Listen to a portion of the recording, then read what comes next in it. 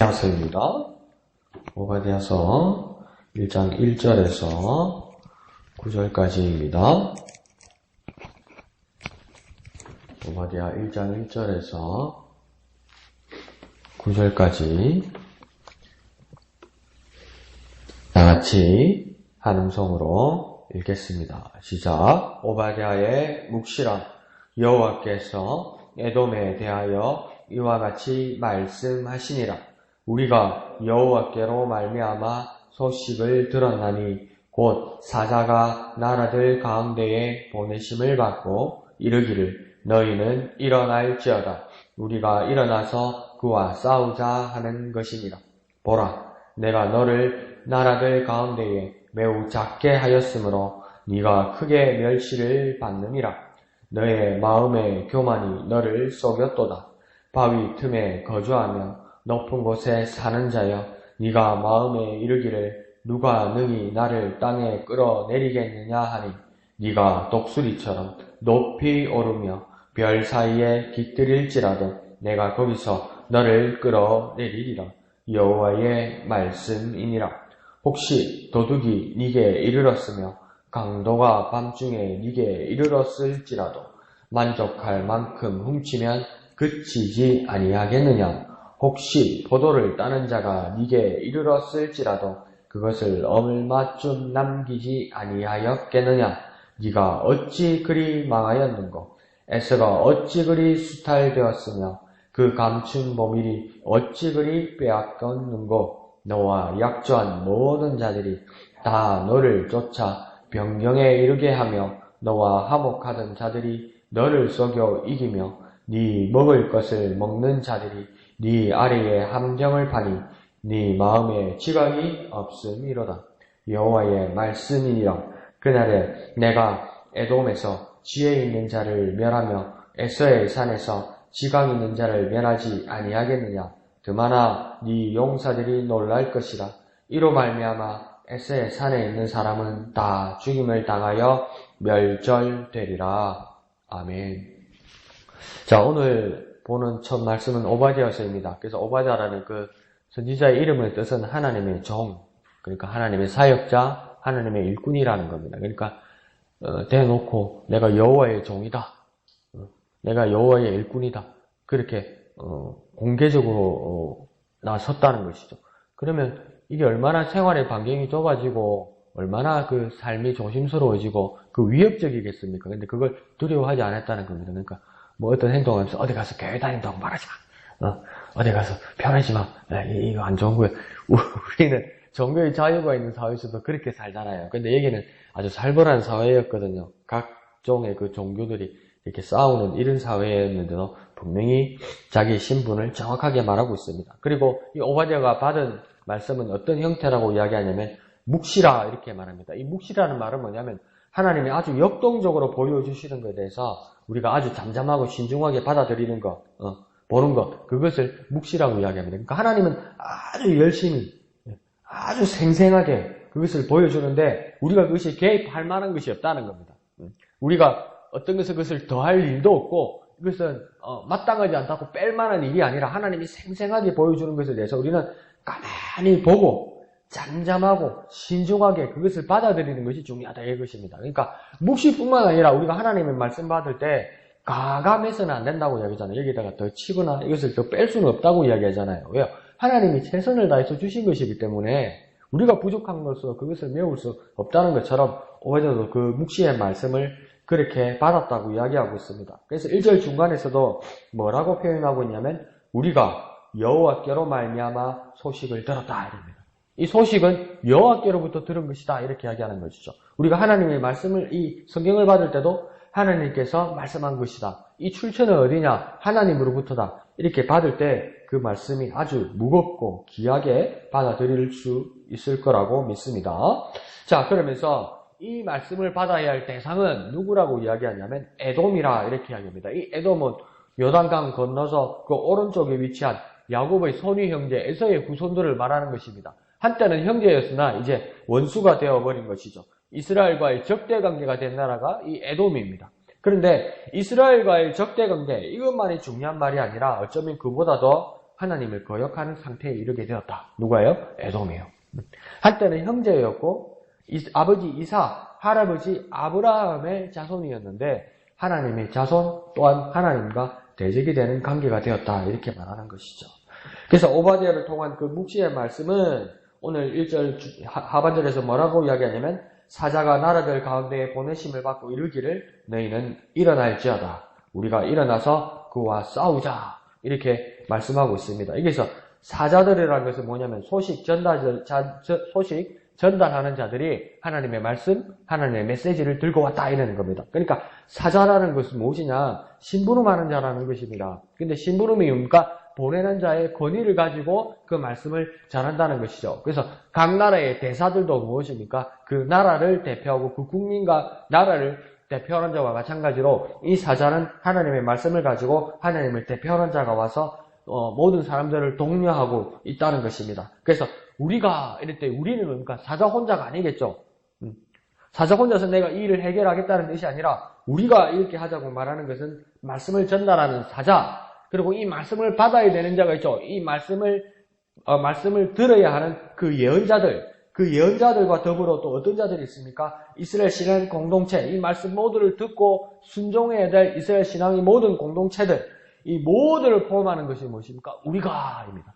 이 우리 모두가 일어나서 그 대적들과 싸우자 이렇게 말합니다. 그러면 그 대적들과 싸울 때 사자들과 예언자들과 이스라엘 공동체들 뿐만 아니라 여호와 하나님이 같이 포함되는 것입니다. 왜요? 사자가 이 말씀을 들고 올 때는 하나님의 권위를 가지고 있었기 때문에 이 싸움 가운데, 이 전쟁 가운데, 이 삶의 치열한 자리 가운데 하나님이 함께 계시다는 것을 잊어서는 안 된다는 것입니다. 그러면서 누구와 싸우자고 이야기하냐면 그와 싸우자 합니다. 이 그는 누구입니까? 대적 에돔을 이야기하는 겁니다.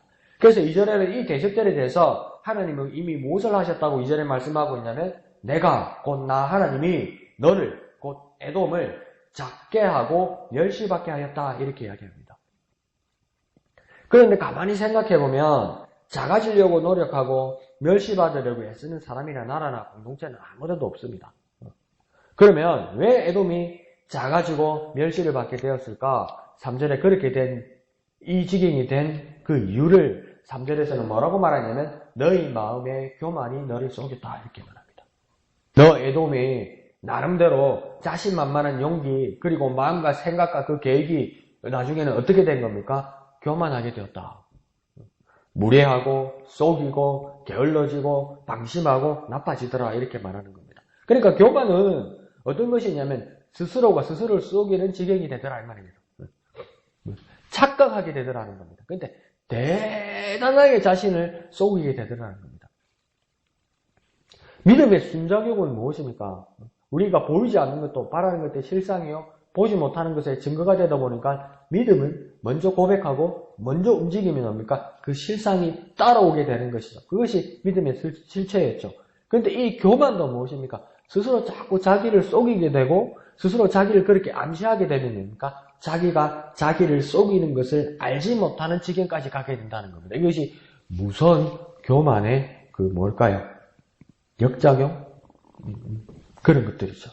자, 그러면서 3절 하반절에서는 뭐라고 이야기하냐면 바위 틈 높은 곳에 안전하게 있는데 누가 능히 나를 끌어내리겠느냐 이러면서 에돔이 자기 스스로 생각합니다. 그래서 안심하고 자부하고 든든해 하더라고 이야기합니다. 그러니까 그건 방심한 것이고 자만한 것이고 이미 금이 가고 있다는 것입니다. 그것이 정말 안전한 것이 아니라 안전하다고 생각하는 것에 불과하다는 것이죠.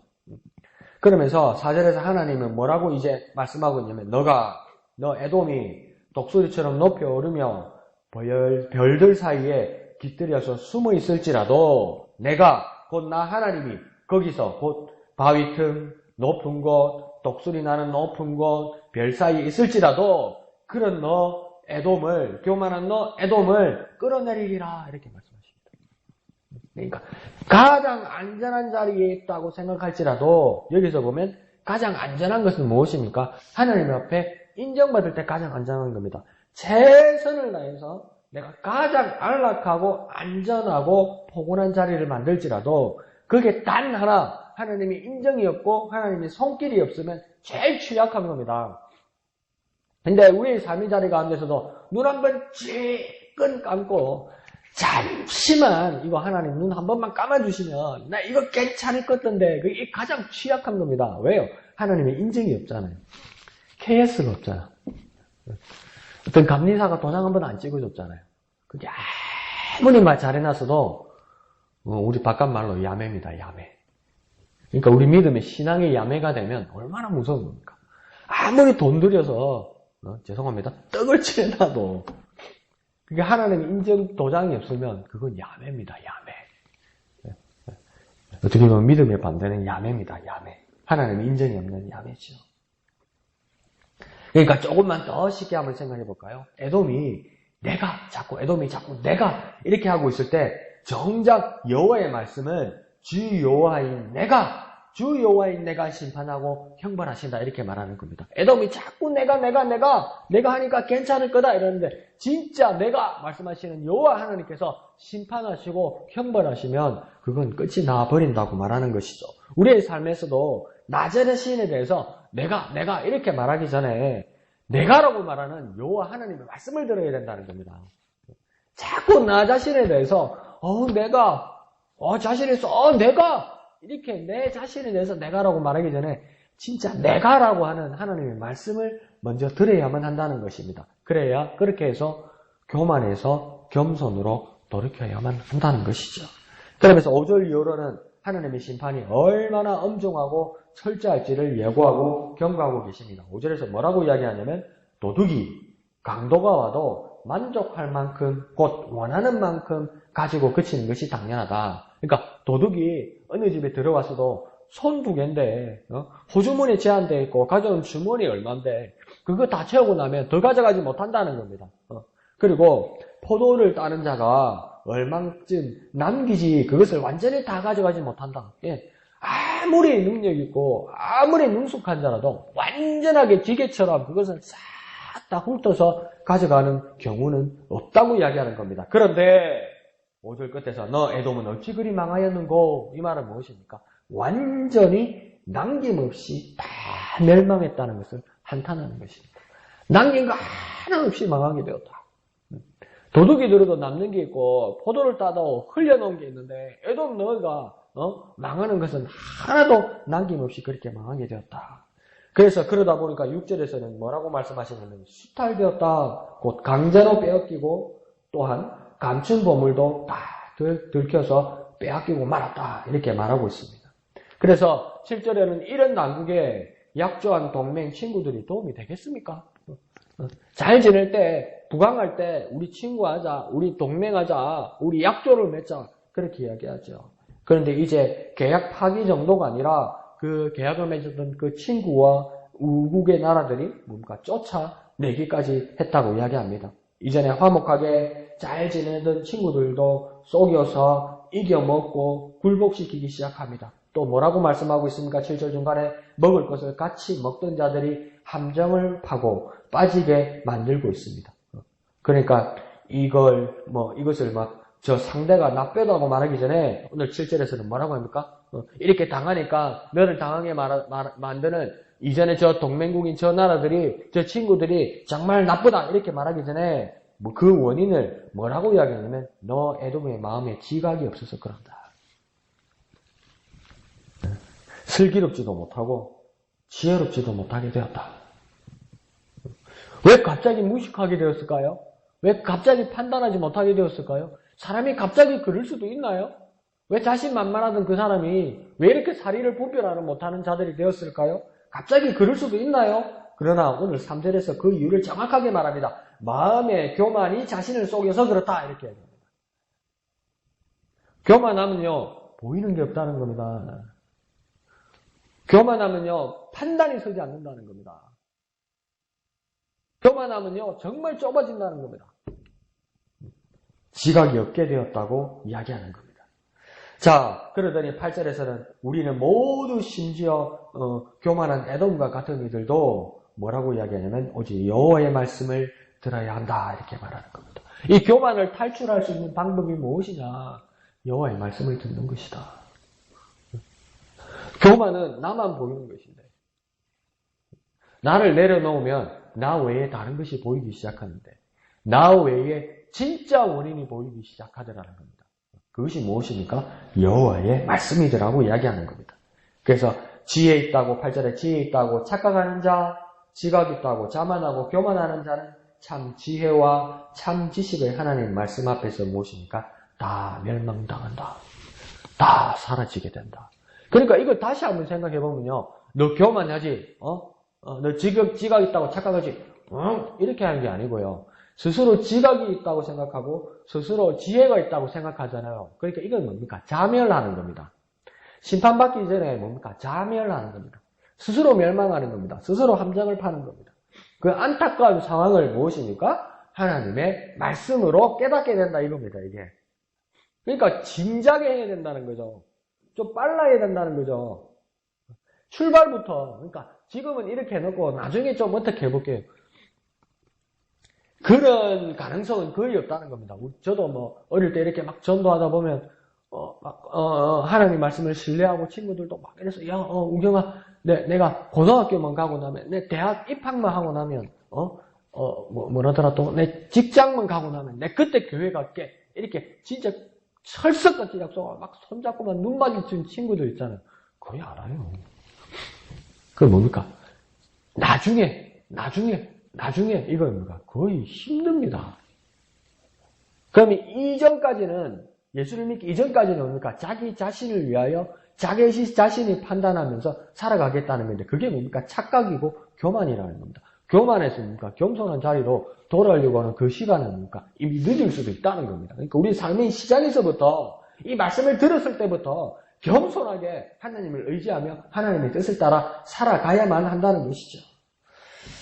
자, 그러면서 8절에서는 그 드만에 대해서 얘기합니다. 드만이라는 곳은 그 에돔의 나라에 있는 그 주요한 도시입니다. 그래서 그 드만이란 그 중심지 도시에 군사, 경제, 정치, 문화 등 훌륭한 사람들이 다 모여 있었습니다. 그런데 그곳에 있던 모든 사람들이 그들이 어디에서 에서의 성과 같이 모두 쌓아올린 모든 것과 함께 다 멸절될 것이다. 그러니까 다 모이는 것이다. 다 모이는 것이다. 다 모이자 이러면서 똑똑한 사람, 가진 사람, 막 열망이 있는 사람 다 모여서 뭘 합니까? 에서의 산을, 에서의 이름을 붙여서 우리 조상의 이름을 붙여서 상을 공든탑을 쌓는 거예요. 그런데 뭡니까? 쌓았으니까 나중에 결국 어떻게 되겠습니까? 무너지겠지요. 무너지는데 높이 쌓은 만큼 그러니까 더 크게 무너지더라는 겁니다.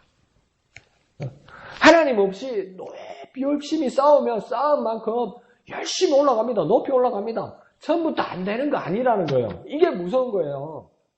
하나님 없이 열심히 공동탑을 쌓으면요. 안 쌓이는 게 아니고 쌓아져요. 쌓아져요. 열심히 쌓으면 더 높이 쌓아져요. 그런데 뭡니까? 그것이 어느 날 무너질 때 크게 무너지는 겁니다. 높이 쌓은 것만큼 크게 무너지는 겁니다. 하나님 없이 열심히 살 만큼 나중에 뭡니까? 크게 실망하는 겁니다. 크게 절망하는 겁니다. 9절에서 이를 굳게 믿고 있던 드만 에돔의 용사들도 놀라서 절망할 거라고 이야기하고 있습니다. 그 군사들도 용사들도 든든한 우리에게 뒷배가 있다고 믿고 교만하고 뭡니까? 당당하게 그 삶을 살았었는데 나의 뒷배들이 무너지는 것을 보고 정말 놀라게 된다고 이야기하고 있습니다.